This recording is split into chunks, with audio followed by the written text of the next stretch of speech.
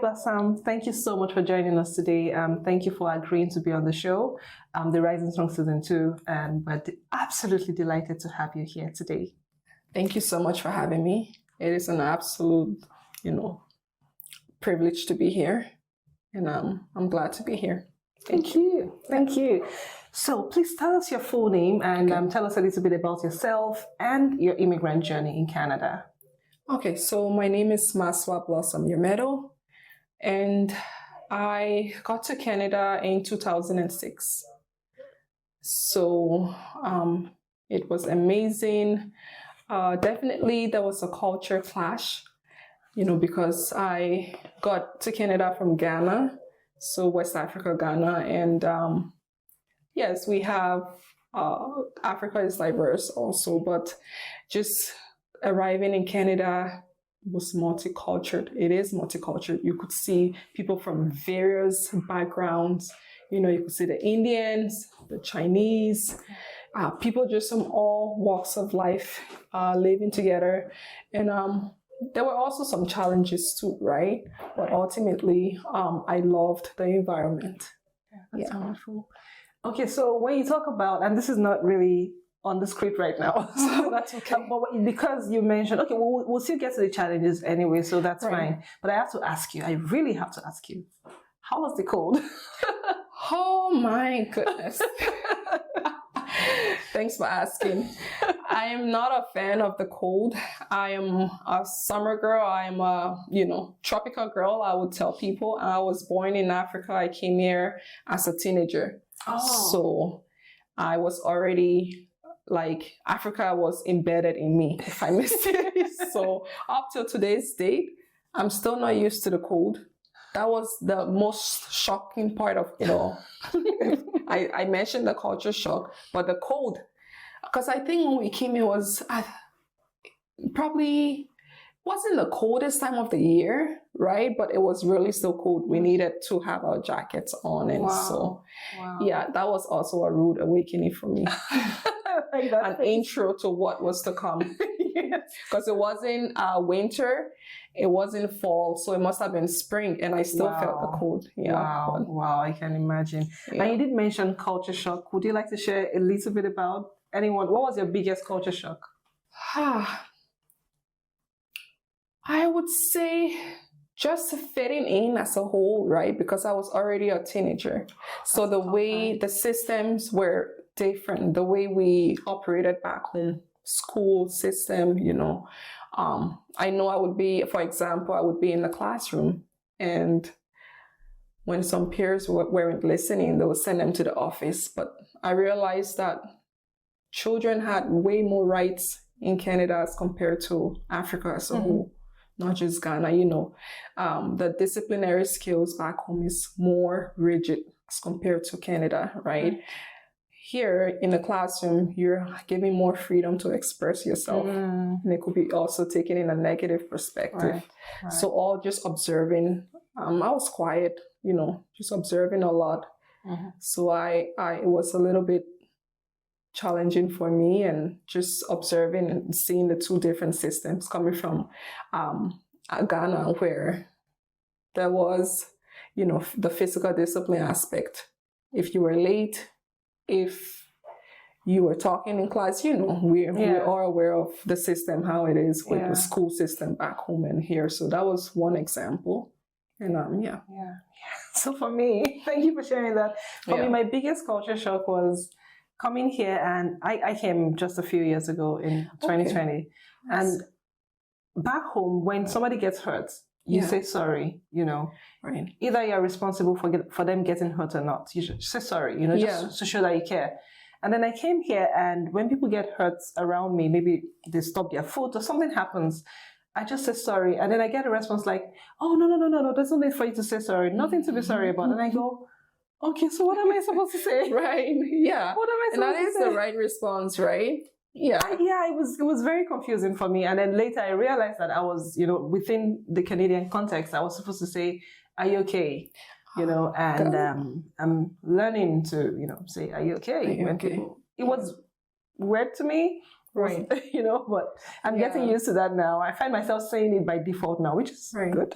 Are you okay? Are you okay? Note taking. I mean, because just naturally, if something bad happened to someone, I think it's okay to say sorry but then again, we're from similar cultures, so hence that perspective I would understand, right? Yeah. So yeah.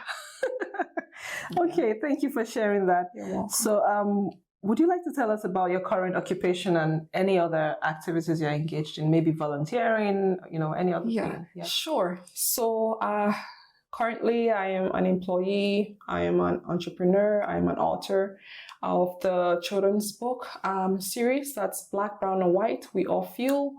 I have 2 books so far that I've written. The first is Black, Brown, and White, We All Feel, and the second is Black, Brown, and White, We're All Beautiful. So written to instill positive values in children, and I'm just to educate and advocate for bullying, anti-racism, inclusion, diversity, and along that lines. Yeah. Wow, so the first book was written based on my daughter's experience at school with bullying. So that was what prompted me to start writing. Right. Yeah. Oh, that's not an easy thing to go through for anybody. Yeah. But how's your daughter doing? Much better. She's able to articulate, express herself, and let me know what's going on at school.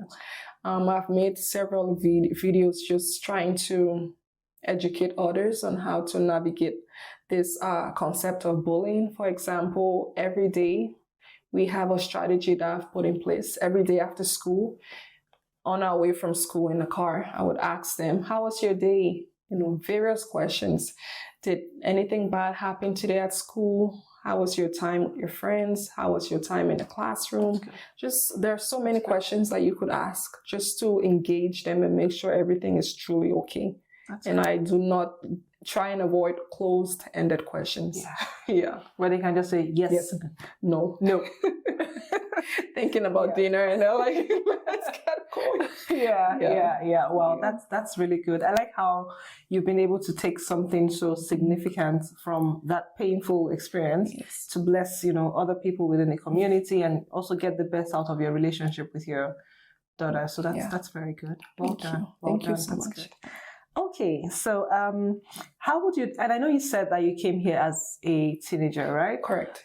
So feel free to say this doesn't apply to you, in any way. So what I was going to ask is that how would you rate the relationship between your experience from back home and home being Ghana, right, and, your current career path here? So were you already on a particular path, maybe for example, in terms of being an author, were you already working along that line? Did you ever think that you could, author a book, as a teenager before you came here? Great question. So I'm originally from Liberia. Okay. I was born in Liberia. My mom, she's a journalist. So that was where I believe I got a little bit of her gift. I know growing up, friends of mine up to today's date, we keep in touch. They would tell me I was into fashion.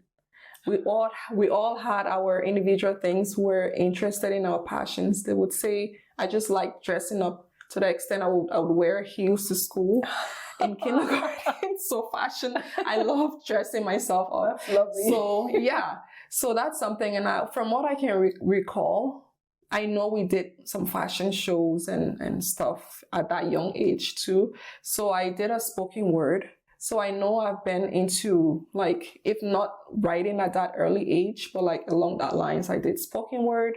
And then fast forward when we moved to Ghana, this is probably outside of my scope now because I'm not into acting, but I did audition for a movie in Ghana. Wow. That was after we wrote the BCE, grade 9, on the exam to go to grade 10. So I had time before coming. So just to utilize my time wisely, my friend and I, we went to audition for a movie and we got picked. So I was actually in a movie before. Well, I did not complete it and I had to come here, but we were going for practice and all of that. We're in the process of shooting a movie before coming.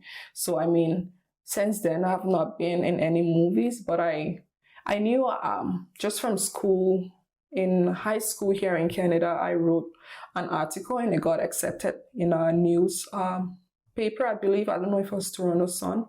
So that was, We're talking about 2007, 8, around that. Wow, not long after you arrived. Not long after I arrived. So I knew that I had a knack for writing. I knew that it was a gift, but I did not pursue it. Yes, I sat on my gift.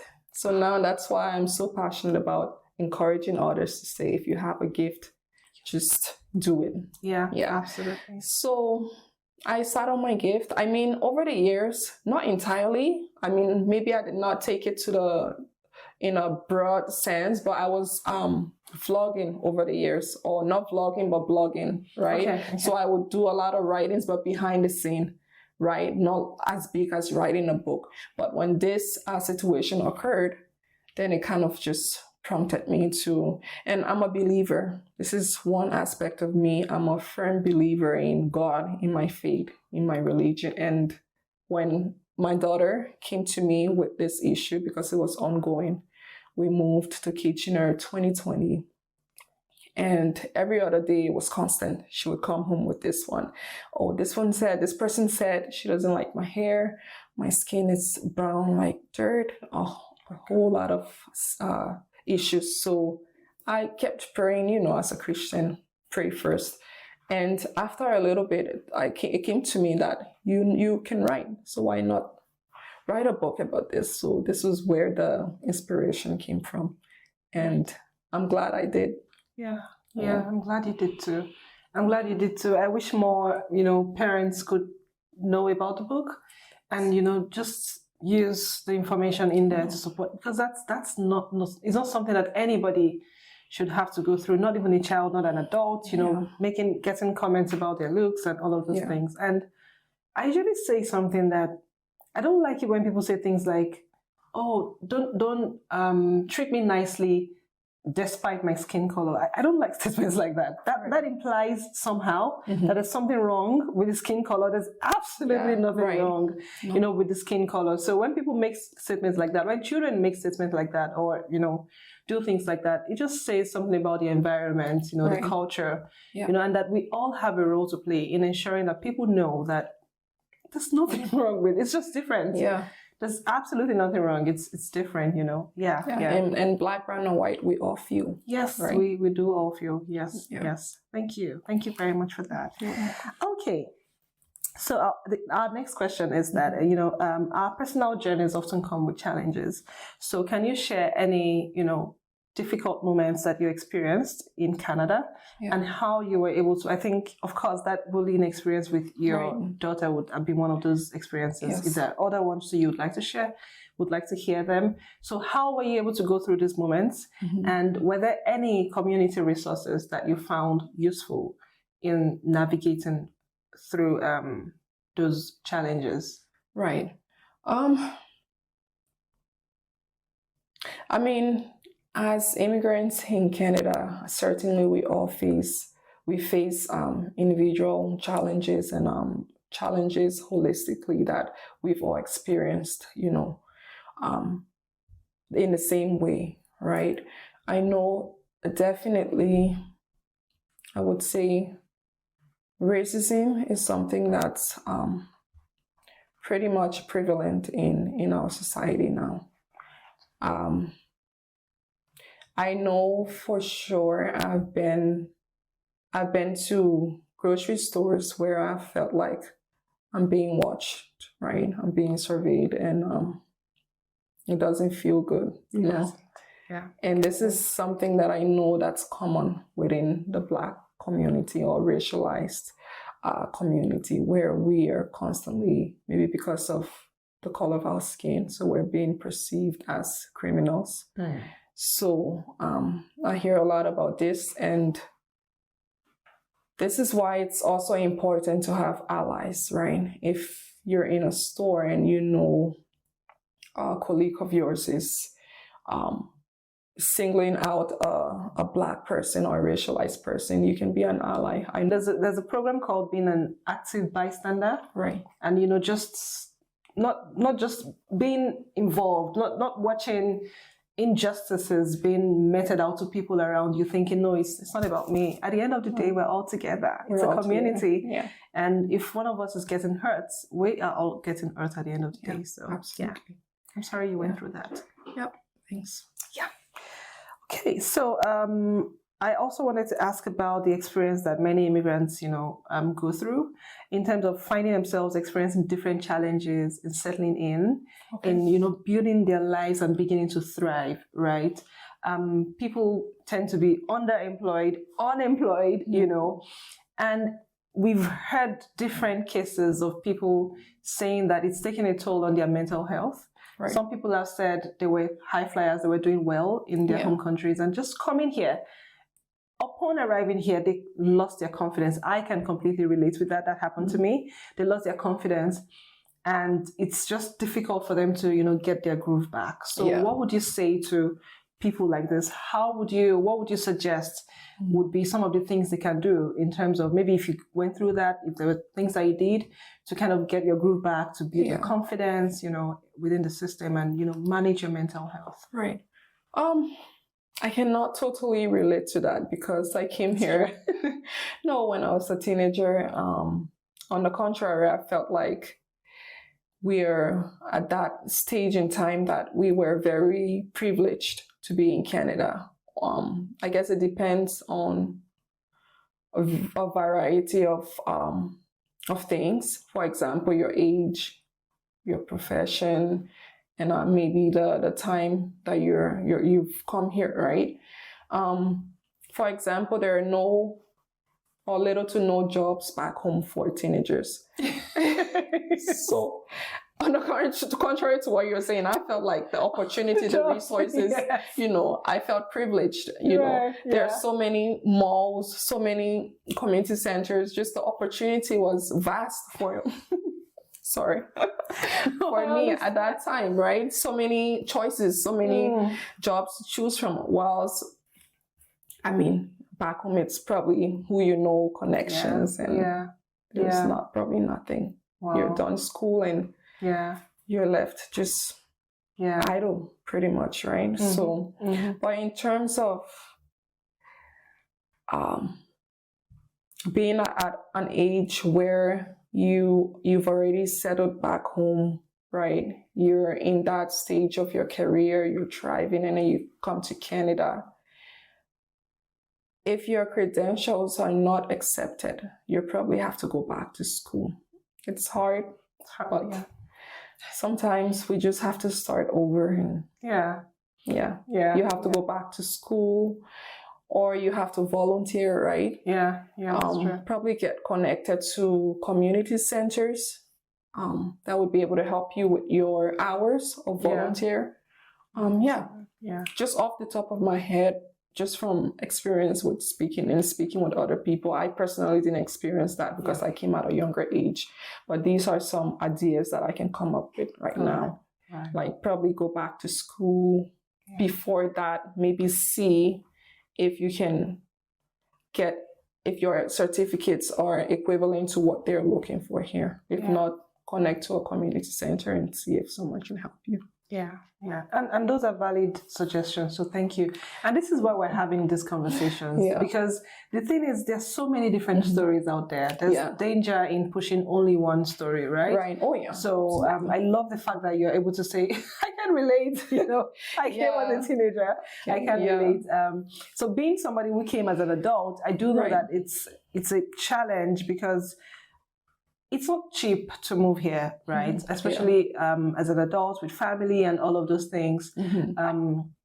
So you must have been doing quite well, especially people who come, from majorly from my home country, Nigeria. Mm-hmm. You must have been to be able to afford the ticket cost, the cost of processing all of those things, the exams, for sure. And the for us, we came as skilled workers, so it took a while for us to plan that out, and we came on the basis of being, having good English skills, having good experience, being educated. Mm-hmm. So for a lot of people who come like that and coming here and realizing that, I came here on the basis that I have experience and I have good English skills and I have the good educations.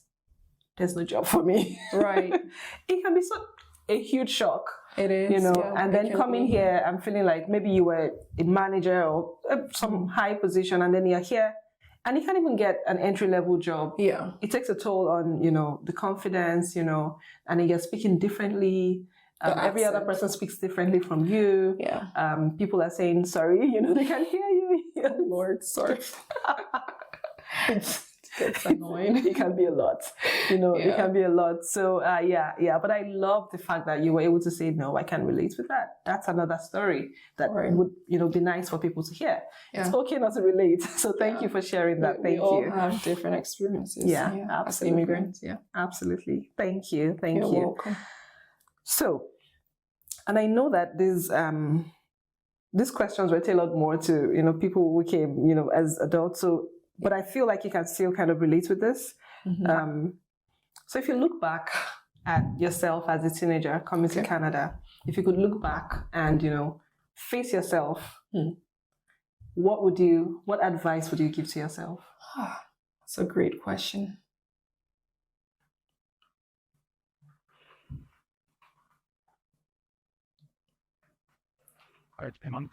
Take your time. It's not live. Thanks. I'd probably tell myself to grab as many opportunities as I can, to just put myself out there and follow my passion, follow my heart. Yeah. Because,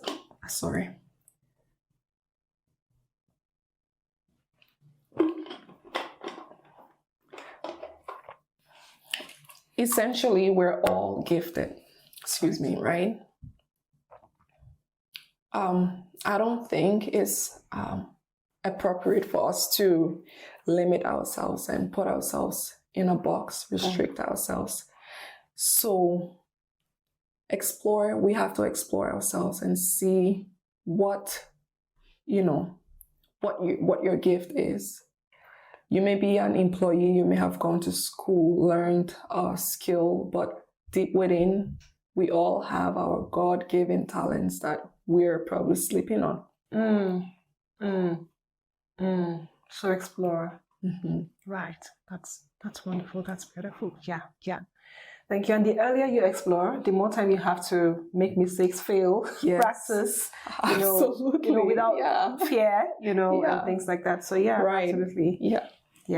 Thank you. Thank you for sharing that. I would be saying that to myself too. And I'm saying that to myself still right now. Yeah, thank you. There's for still more to unpack. Yeah, I agree. I agree. Yes. So thank you for saying that to me. You're welcome. Okay.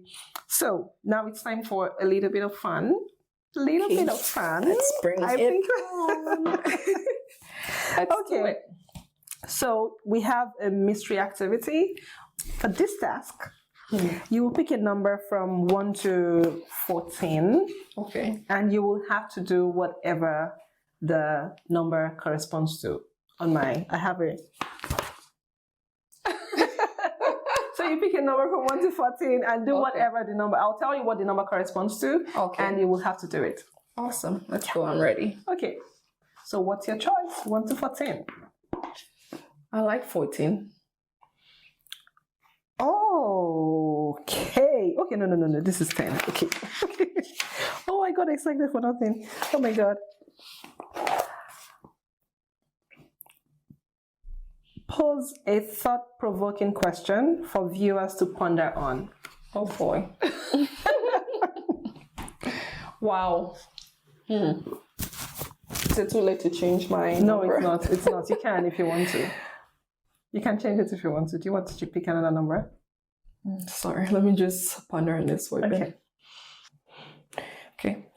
How would you feel if you had to live every single day of your life in fear, in anxiety, in a state of the unknown, just not knowing what's gonna come to you next? Wow. I'm glad I don't have to answer that. That's our reality, though. In all honesty, as Blacks, as racialized people. That's why I posed that question, because it is our reality. Before you step out of our house, we're not living like, you know, the rest of the other race are, right? You have to question yourself. Am I gonna, I mean, probably in the States it's worse, racism and, you know, and all of that. But definitely we're not freely living. If you're driving and you see a cops beside you or behind you, how's your reaction like? Right. That's a good thing to ponder on. Thank you. Thank you for bringing that up. You're welcome. And I'm glad you did not skip that question. Thank you. Okay. So we have just 2 more questions. In fact, 1 more question, and the last is also a fun activity. Okay. So the last thing is not a question, actually. It's a task or a charge. So please share a word of encouragement or inspiration for newcomers out there. Someone who is new in Canada and is thinking, new space. I'd say you're in the right place. As much as there are a lot of challenges in Canada, within Canada, there's also a lot of opportunities, right? Synonymous to a land of milk and honey. So you're in the right place. Just get connected to your community, or get connected to I would say again, to a community center. Maybe a system navigator, a caseworker, someone who can help you explore the country and provide all the necessary resources that you may need. It's imperative to get connected to the right people. Right. That's good. Thank you for saying that. And I know that I did say that that's the last thing, but just because of what you have said now, I wanted to ask you very quickly, if you don't mind, because a lot of our guests, a lot of the people that we've spoken to on the show, even in the first season, keep talking about the power of community, particularly your cultural community, right? Not just your cultural community, other, you know, groups too, but also your cultural community. How important do you think your, you know, cultural community and connecting to other groups is for a person's, you know, settling down process or thriving process in Canada? I think basically there should be a balance, because you've left your home country, you've migrated to Canada for a reason, for new opportunities, right? So hence the reason why I'm saying there should be a balance. Right. You also want to assimilate into the Canadian culture and learn new things. So don't be stuck in a box. Don't dwell solely on just your community or the people of your kind. You also need to make friends outside of your race and also or culture, and also assimilate. That's good. Learn outside, you know, your community at the end of the day. And like you said, you made a valid point about you've left your home country. You're here for a reason. It's a new place. And at the beginning, you said it's such a diverse country, and we all can see that, right? Have an open mind. Have an open mind. Yeah, that's good. That's good to know. Thank you so much for, you know, all of the amazing things that you have shared. I love all the things that you have shared. It was wonderful to learn more about you. And that brings us to the end of this interview. Thank you so much for being here. You've been amazing. Thank you so much. Thank you for having me, Ola. I really appreciate you guys for inviting me. You know, it's been an amazing experience being here. Thank you. And you're doing a great job, you know, shedding light on the experiences of immigrants. It's needed. Absolutely. Thank you for your kind words. I cannot wait for people to watch your interview. Thank you. Thanks. Hi, everyone. My name is Marswa Yarmeto. I am the best-selling author of 2 children's books, Black, Brown, and White, We All Feel, and Black, Brown, and White. We're all beautiful. So these books were written to instill positive values in children pertaining to kindness, anti-bullying, anti-racism, and to also shed light on diversity. And I'm here right now, live and direct on Rising Strong. That's good. Thank you.